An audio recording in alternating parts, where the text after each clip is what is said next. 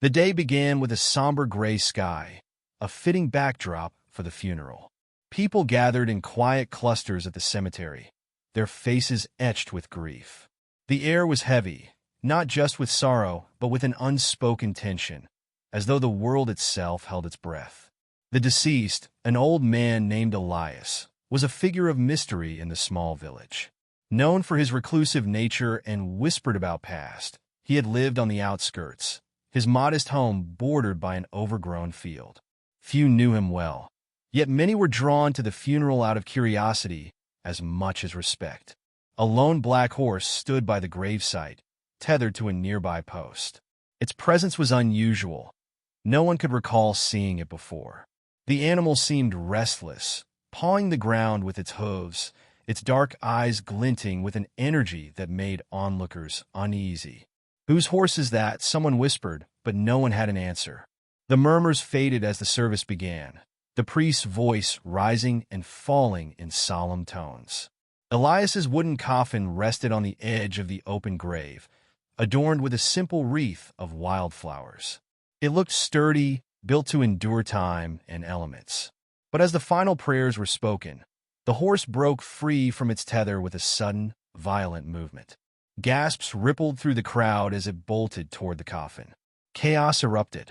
People shouted and scattered as the horse reared up, its hooves slamming against the coffin's lid with a force that seemed fueled by something unnatural. The ground shook with each strike, the sound of wood splintering filling the air. Some tried to intervene, but the horse's frenzied movements kept them at bay. Then came the moment that silenced everyone.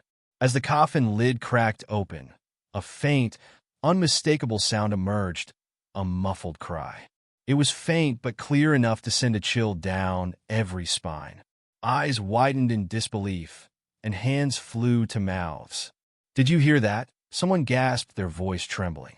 The crowd edged closer, their fear mingling with morbid curiosity. The cries grew louder, unmistakably human, tinged with desperation. The priest, pale and shaking, clutched his cross and muttered a prayer under his breath.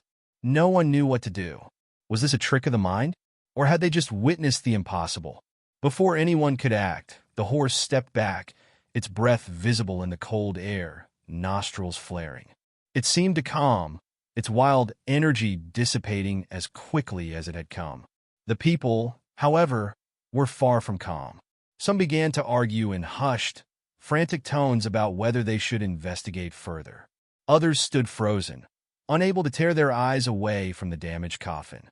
One brave soul, a young man named Daniel who had been close to Elias in his final years, stepped forward.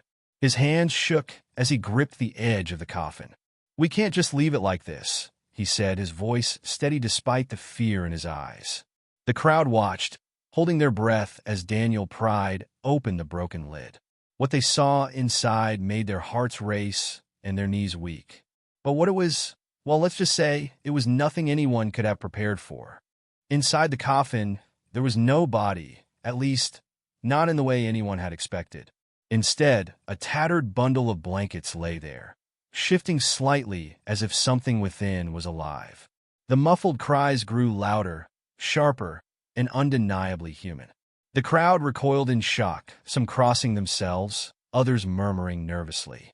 Daniel hesitated for a moment, his hand hovering over the edge of the blanket. The air was thick with tension, the kind that seemed to wrap around everyone's throats, making it hard to breathe. The priest stepped forward, his face pale but determined. "Careful, Daniel," he said, his voice unsteady but firm. "Whatever lies here, it may not be what it seems." Ignoring the warning, Daniel slowly pulled back the blanket. A collective gasp swept through the crowd as the source of the cries was revealed. A baby, no older than a few months, its tiny body trembling with cold. Its face was flushed, tears streaming down its cheeks as it wailed into the crisp air. The sight was both shocking and heartbreaking. How could a baby be inside a coffin meant for an old man? And why was it alive? Daniel carefully lifted the infant, cradling it in his arms. The crying softened, the baby's small hand clutching at his shirt. "It's a baby," he said, his voice thick with emotion. "But how? How is this possible? The crowd erupted into chaos, questions flying from every direction. Where did it come from? Wasn't Elias supposed to be buried there? Is this some kind of curse? The whispers turned into full-blown panic, and some began to edge away from the gravesite, as though fearing they might be next to face whatever strange force was at work. Amid the commotion, an elderly woman stepped forward. Her name was Agatha, the village's unofficial historian and a keeper of old stories. She had lived in the village longer than anyone else and had seen things most wouldn't dare speak of. Her voice, though soft, carried weight as she addressed the crowd. "This is not the first time something like this has happened," she said, her gaze fixed on the baby in Daniel's arms. The murmurs quieted as everyone turned to her. Agatha's wrinkled face was grave, her eyes distant, as though recalling a memory buried deep in time. "Years ago, before most of you were born, there was a story about Elias.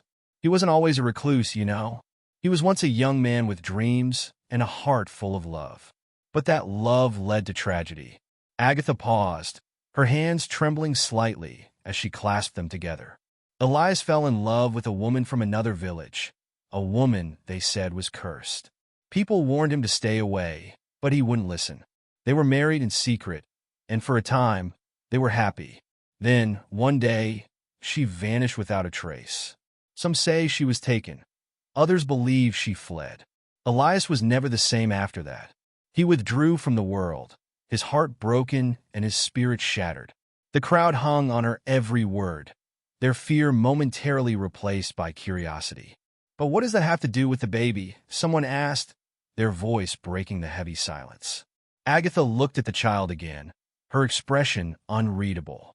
The woman he loved was said to be bound by something beyond human understanding, something that didn't belong in our world. When she disappeared, some believe she left behind more than just a memory. They say her bloodline carries unusual traits. Her words sent a chill through the crowd, the kind that made the hair on the back of your neck stand up. Daniel tightened his hold on the baby, as though instinctively protecting it from the weight of the village's fear. "That doesn't explain why the baby was in the coffin," he said, his voice edged with frustration. "Or why Elias would be connected to this." Agatha nodded slowly, as if she had been expecting the question. "Elias may have been keeping a secret, one that even death couldn't hide. If this child is what I think it is, then it's not just an innocent infant. It's a link, a connection to something Elias tried to bury, perhaps even from himself." The priest, who had been silently listening, stepped forward. His face was stern, but there was a glimmer of fear in his eyes. "Whatever this child represents, it cannot be ignored. We must decide what to do before it's too late." The crowd began to argue again, some suggesting they take the child to the authorities, others insisting it should stay in the village until they could uncover the truth. A few whispered darker suggestions, their fear outweighing their compassion. Through it all, the baby remained quiet in Daniel's arms, its wide, innocent eyes staring up at him. Daniel's mind raced, trying to make sense of everything. He had always respected Elias, despite the man's solitary nature. In his final years, Elias had shared bits and pieces of his past, though never enough to paint a full picture. Daniel remembered nights spent by the fire, listening to the old man's cryptic stories about love, loss, and the strange forces that sometimes intertwined with human lives. Had Elias been trying to warn him? Or had he been seeking someone to carry on a burden too great for one man to bear? As the sun dipped lower in the sky, casting long shadows over the cemetery, Daniel made a decision. "I'll take the baby," he said firmly, his voice cutting through the crowd's noise. "Until we know what's going on, I'll look after it. Elias trusted me, and I won't abandon him. Or this child." The villagers exchanged uneasy glances, but didn't argue. No one else wanted to take on the responsibility or the potential danger. The priest nodded, though his expression remained troubled. "Be careful, Daniel," he said quietly. "Whatever this child is, it's not just an ordinary infant. And if what Agatha says is true, you may be stepping into something far bigger than you realize." Daniel didn't respond. He simply turned and began walking away from the gravesite, the baby cradled securely in his arms. The horse, which had been standing silently during the entire exchange, followed him without prompting, its dark eyes gleaming with an intelligence that seemed almost human. As Daniel left the cemetery, the weight of the villagers' stares bore down on him, but he didn't look back. He didn't need to. He could feel the unease in the air, the unanswered questions swirling like a storm on the horizon. Who was this child, really? What had Elias been hiding? And why did it feel as though the answers were only the beginning of something much, much darker? The walk back to Daniel's home felt longer than usual. The baby in his arms had fallen asleep, its tiny breath soft against the fabric of his jacket. The horse followed him steadily, its hoofbeats rhythmic on the dirt path. Daniel couldn't shake the feeling that the animal wasn't just following him, but watching him, as though it knew more than it should. He glanced back at it a few times, but its gaze remained fixed and unreadable. By the time Daniel reached his modest cottage at the edge of the village, the sun had disappeared, leaving the world cloaked in twilight. The quiet of the evening was unsettling, every rustle of leaves or distant howl of wind seeming amplified. He carefully placed the baby on his old wooden table, fashioning a makeshift cradle with a thick blanket. The child stirred but didn't wake. For a moment, Daniel simply stood there, staring at the tiny bundle, the enormity of what had happened sinking in. What had he gotten himself into? He lit a fire in the hearth, the warm glow filling the room, but it did little to ease the chill that had settled in his chest. He needed answers, but where would they come from? Elias was gone, and the cryptic stories the old man had shared suddenly felt like pieces of a puzzle Daniel didn't know how to assemble. He thought about Agatha's words, about the mysterious woman Elias had loved. Could this child somehow be connected to her? And if so, how could a baby appear so many years later? The baby let out a small whimper, pulling Daniel from his thoughts. He gently rocked the table, soothing it back into silence. Just as he began to feel a momentary calm, a sharp knock echoed through the room. Daniel froze, his heart leaping into his throat. It was late, far too late for visitors. The knock came again, more insistent this time. He hesitated before grabbing the fire poker, holding it tightly in one hand as he approached the door. When he opened it, he was surprised to see Agatha standing there, her shawl pulled tightly around her thin frame. Her face was serious, her eyes scanning the room before settling on Daniel. "I thought you might need help," she said simply, stepping inside without waiting for an invitation. She moved with the confidence of someone who had seen too much in life to be afraid of a locked door or a hesitant host. Daniel closed the door behind her, setting the poker aside. "Help with what?" he asked, though he suspected she already knew the answer. Agatha's gaze fell on the baby, and she walked over, peering at it with an expression that was part wonder, part fear. "With that," she said, her voice barely above a whisper. She reached out, but her hand stopped just short of touching the child, as though some unseen force held her back. "Have you noticed anything strange about it yet?" Daniel frowned, crossing his arms. "Strange? Like what?" "It's just a baby." Agatha shook her head, her silver hair catching the firelight. "Nothing about this is just anything. Babies don't appear in coffins. Horses don't act like that one did today. And Elias was no ordinary man." Daniel sighed, running a hand through his hair. "I don't know what to think anymore. But this baby is innocent. Whatever's going on, I won't let anyone hurt it." Agatha looked at him sharply. "You might not have a choice, Daniel. If this child is tied to the woman Elias loved, then it's tied to her curse as well. And curses don't fade with time. They fester, waiting for the right moment to resurface." Before Daniel could respond, the horse outside let out a loud, piercing whinny. Both he and Agatha turned toward the door, their instincts telling them something was wrong. Daniel grabbed the poker again and moved to the window, peering out into the darkness. The horse was pacing near the edge of the property, its movements agitated. Beyond it, the shadows seemed to ripple, as though something was moving within them. Agatha stepped closer, her voice low. "Do you feel it?" she asked. "The air. It's heavier now." Daniel nodded. He had noticed it too, a weight pressing down on him, making it harder to breathe. He gripped the poker tighter. "What is it?" he asked. Agatha didn't answer right away. Instead, she turned back to the baby, her expression grim. "It's begun," she said softly, almost to herself. "Whatever Elias was protecting us from, it's found its way here." The baby stirred again, letting out a soft cry. Agatha and Daniel both turned to it, their unease growing. The firelight flickered, casting strange, shifting shadows on the walls.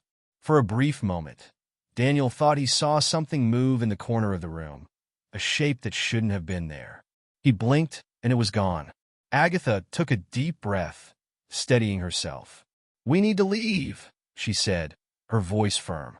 "It's not safe here." Daniel looked at her, confused. "Leave? Go where?" "To the chapel," Agatha replied. "If there's any place that can keep us safe, it's there. At least for now." Daniel hesitated, glancing at the baby.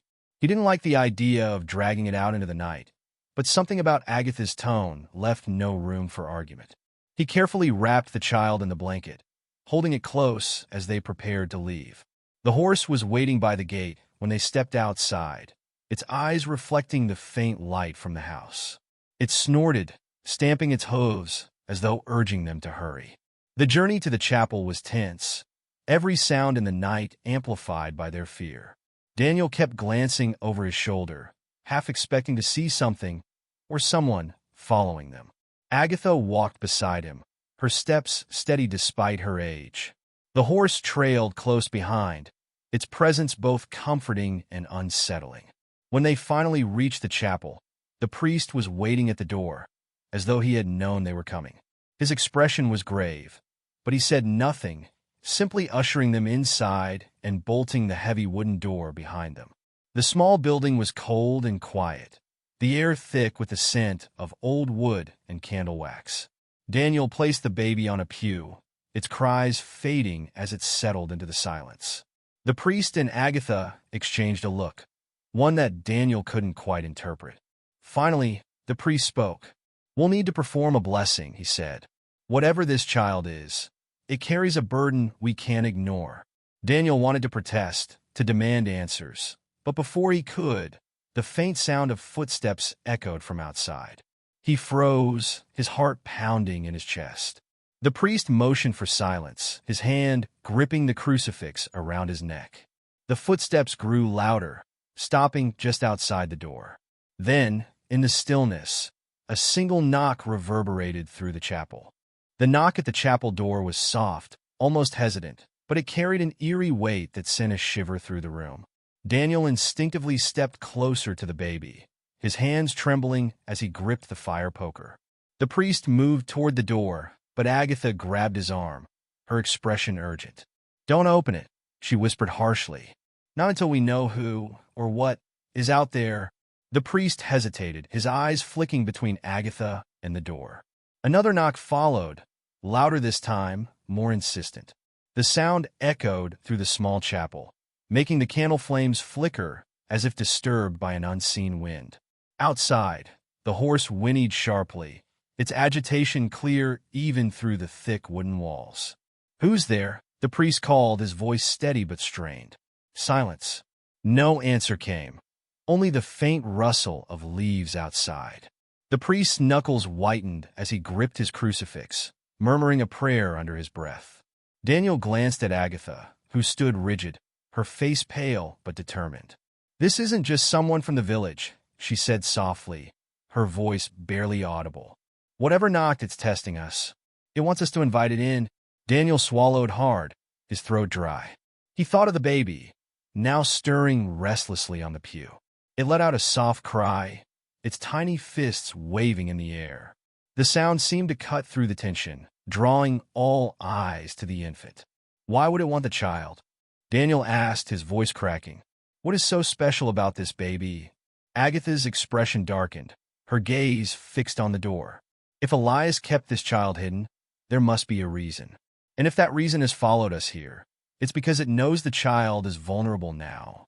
Before Daniel could respond, the knock came again, harder this time. The sound reverberated like a drumbeat, shaking the wooden door in its frame. The priest stepped back, his face pale. "This place is sacred," he said, as if trying to convince himself. It can't enter without permission. Don't test that theory, Agatha snapped. She turned to Daniel. Keep the baby close. Whatever happens, don't let it out of your sight. Daniel nodded, his heart hammering in his chest. He moved to the corner of the chapel, cradling the baby protectively. The infant's cries grew louder, filling the room with a haunting wail that seemed to echo endlessly.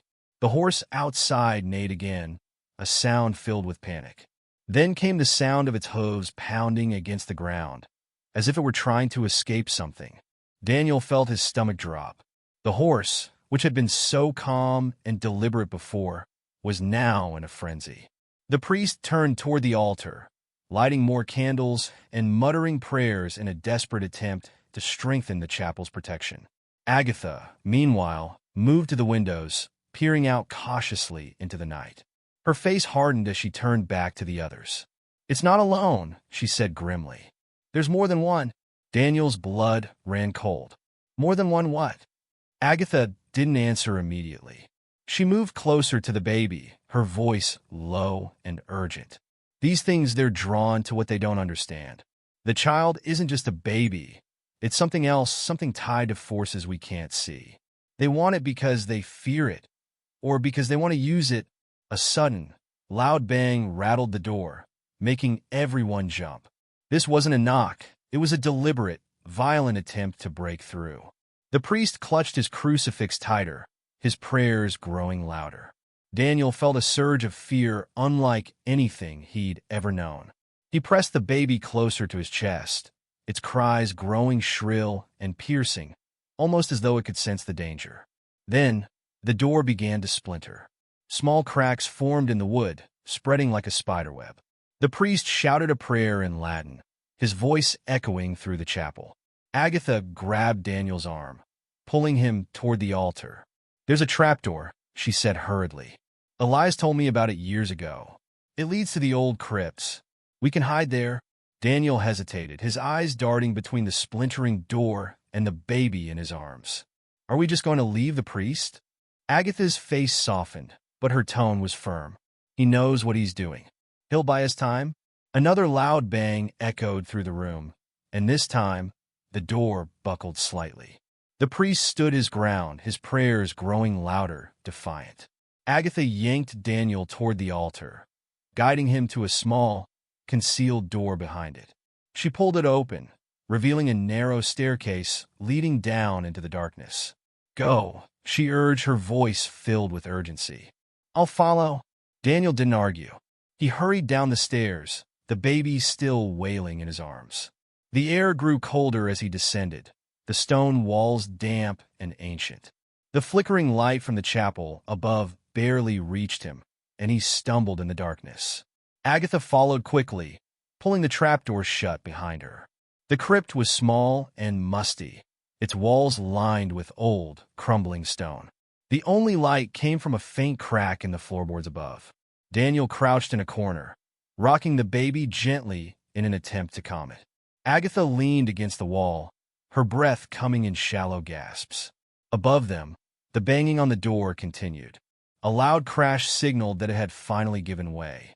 Daniel clenched his jaw, his mind racing. What was up there? And how long would the priest be able to hold them off?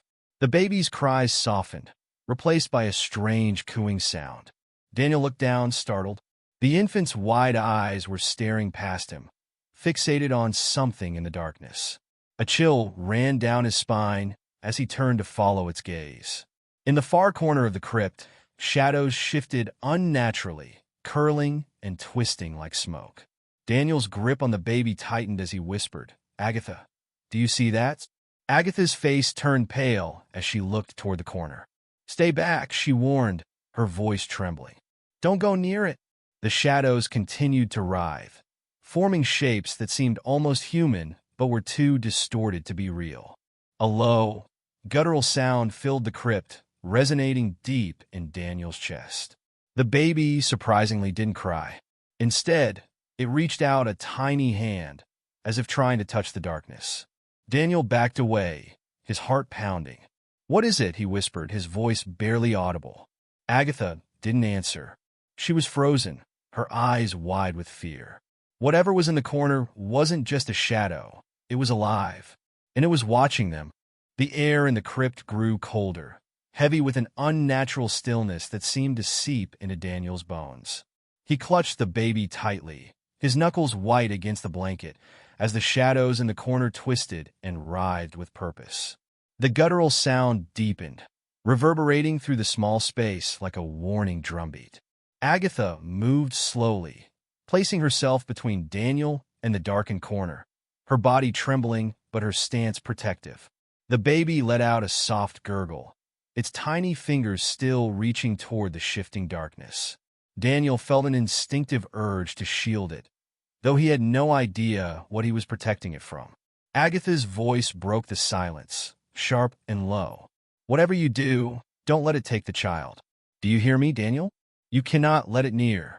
Daniel's heart raced as he nodded, his voice caught in his throat. He didn't trust himself to speak. Fear had stolen the words from him.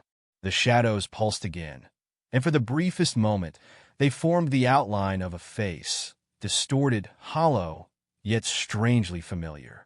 Daniel's mind raced, searching for a connection, an explanation. Could this be tied to Elias? To the woman Agatha had mentioned? Before he could process the thought, the face dissolved back into the swirling darkness. Suddenly, a loud crash echoed from above, followed by what sounded like a roar, low, primal, and filled with rage. Daniel flinched, his breath quickening. He glanced up at the faint cracks of light filtering through the floorboards, the muffled sounds of chaos reaching his ears. The priest's prayers had stopped, replaced by a chilling silence. Agatha's hand shot out, gripping his arm tightly. "We don't have much time," she whispered. "It's getting stronger. We need to." Her words were cut off as the trapdoor above them creaked ominously, the faint light flickering with each movement. Daniel froze, his blood running cold. Something or someone was moving above them. Agatha's grip tightened, and she motioned for him to stay silent. The baby, however, had other plans. It let out a loud, piercing cry that echoed through the crypt, shattering the tense silence. Daniel's heart sank as the movements above stopped abruptly. The floorboards groaned under the weight of whatever had heard them. Agatha swore under her breath, her usual composure cracking. "We need to move. Now!" She grabbed Daniel's free arm, pulling him toward the far end of the crypt. There was a narrow passageway, partially obscured by fallen stones and thick cobwebs. Agatha shoved debris aside with surprising strength, revealing a small, jagged opening. "This leads to the old tunnels," she said hurriedly. "They'll take us out of the village, but we'll have to be quick." Daniel hesitated, his eyes darting back to the trapdoor. A faint scratching sound came from above, followed by the creak of the door shifting slightly on its hinges. "What about the priest?" he asked, his voice cracking. Agatha's expression darkened. He knew the risks. "If we stay here, we'll meet the same fate." The baby cried again, its wails cutting through Daniel's hesitation. He ducked through the opening, the rough stones scraping against his shoulders as he carried the child. Agatha followed close behind, her breathing labored but determined. The tunnel was damp and narrow, the air thick with the scent of earth and decay. Daniel's footsteps echoed as he hurried forward, his fear propelling him despite the oppressive darkness. They hadn't gone far when the shadows returned, this time weaving through the cracks in the tunnel walls. They moved faster now, more aggressive, their forms darting like smoke trails in a strong wind. Daniel's pulse quickened as he realized they weren't alone. Agatha stopped abruptly, her eyes scanning the shifting darkness. "It's testing us," she murmured. "It wants to see how far we'll go to protect the child." Daniel's frustration boiled over. What does it want with the baby? Why is it after us? Agatha turned to him, her expression filled with a mix of urgency and sorrow. "It's not just after us, Daniel. It's after the baby's power. Elias must have bound something to this child, something that even death couldn't contain. And now it's trying to take it back." Daniel's head spun with questions, but he had no time to ask them. A deafening roar echoed through the tunnel, followed by the sound of stone crumbling behind them. Whatever had broken through the trapdoor was now following them, its presence heavy and oppressive. The The shadows around them thickened, pressing in like a living wall. Agatha shoved Daniel forward. "Run," she shouted. "Don't look back." Daniel didn't need to be told twice. He sprinted through the tunnel, the baby's cries rising with each step. The darkness seemed to claw at him, pulling at his legs, his arms, but he pushed forward, his determination fueled by pure adrenaline. Agatha's footsteps were close behind, her breaths ragged but relentless. The tunnel opened into a larger chamber, its walls lined with ancient carvings. Strange symbols and figures seemed to glow faintly in the dim light, casting eerie patterns on the floor. Daniel stopped for a moment, his eyes drawn to the center of the room, where a single pedestal stood. On it rested a small, intricately carved box. Agatha caught up to him, her gaze immediately locking onto the box. "That's it," she said breathlessly. "That's what they're after." "What is it?" Daniel asked, his voice barely above a whisper. Agatha hesitated, her eyes filled with a mix of fear and resolve. "It's the key to the curse," she said. "Elias must have sealed part of her power in there, hidden it away to protect the child. But if they get their hands on it—" Her words trailed off as the chamber began to tremble. The carvings on the walls glowed brighter, their light pulsing in time with the baby's cries. Daniel felt a deep, resonant hum in his chest, as though the room itself was alive. Before he could react, the shadows surged into the chamber, coalescing into a massive, writhing figure that towered over them. Its form was indistinct, but its presence was overwhelming, filling the space with a crushing sense of dread. Daniel's grip on the baby tightened as the figure turned its gaze toward him, its hollow eyes burning with unnatural light. Agatha stepped forward, placing herself between Daniel and the shadow. Her voice was steady, but her hands trembled. "You can't have it," she said firmly. "You've already taken enough." The figure didn't respond, but its form shifted, growing larger, darker. The chamber trembled violently, dust and debris raining down from the ceiling. Daniel's instincts screamed at him to run, but his legs felt rooted to the spot. The baby's cries reached a fever pitch, and the box on the pedestal began to shake. Daniel could feel the tension in the room rising, the air thick with energy. He didn't know what was about to happen, but he knew one thing for certain: they were out of time. The room felt like it was collapsing in on itself. The shadowy figure loomed, its form shifting and expanding as if drawing strength from the energy that pulsed in the chamber. The ancient carvings on the walls glowed brighter with each passing second, their eerie light illuminating the fear etched on Daniel's and Agatha's faces. The baby in Daniel's arms had stopped crying, its wide eyes fixed on the swirling darkness. For a moment, the air seemed to hold its breath, heavy and expectant, as though the entire room was waiting for something to happen. Agatha turned to Daniel, her face pale but her voice steady. "The box," she said urgently, pointing to the pedestal. "It's the only way to stop this. Open it." Daniel's heart raced as he stared at the small, intricately carved box. It seemed to hum with its own energy, vibrating slightly on the pedestal. "What if it makes things worse?" he asked, his voice barely audible over the rising roar in the chamber. "It's a risk we have to take," Agatha replied, stepping closer to him. "Elias sealed something inside it to protect the child. Whatever it is, it's our only chance." Daniel hesitated, every instinct in his body screaming to run, to escape this nightmare. But there was nowhere to go, and the weight of the baby in his arms reminded him of what was at stake. Taking a deep breath, he stepped toward the pedestal. The shadowy figure reacted immediately, surging forward as though trying to block him. Agatha shouted something Daniel couldn't make out, throwing herself in the path of the darkness. Her body glowed faintly, as if the carving's light had seeped into her, creating a barrier that held the figure back. "Now, Daniel!" she screamed, her voice filled with desperation. "Do it now!" With trembling hands, Daniel reached for the box. The moment his fingers touched it, a surge of heat shot through his arm, so intense that he almost pulled away. The box felt alive, its energy pulsating like a heartbeat. Gritting his teeth, he lifted the lid. A brilliant light exploded from the box, blinding and all-consuming. The shadow let out a guttural roar, its form writhing and retreating as the light engulfed it. Daniel shielded the baby with his body, his eyes squeezed shut as the room shook violently.